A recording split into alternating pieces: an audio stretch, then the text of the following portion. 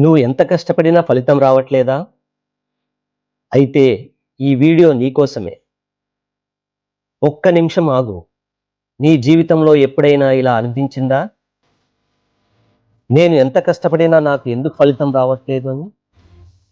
చుట్టూ ఉన్న వాళ్ళందరూ ముందుకు వెళ్తున్నట్లు కనిపిస్తారు. ఎవరో కొత్త ఇల్లు కొంటారు. ఎవరో మంచి ఉద్యోగం సంపాదిస్తారు. ఎవరో జీవితంలో స్థిరపడిపోతారు. అప్పుడు మనసులో ఒక ప్రశ్న వస్తుంది. మరి నేనెప్పుడు?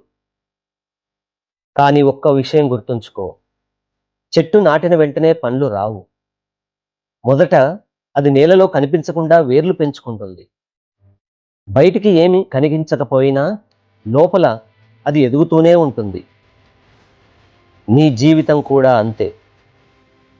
ఈరోజు నువ్వు చేస్తున్న కష్టం ఎవరికీ కనిపించకపోవచ్చు. నీ కన్నీళ్ళు, నీ బాధ, నీ పోరాటం ఎవరూ అర్థం చేసుకోకపోవచ్చు.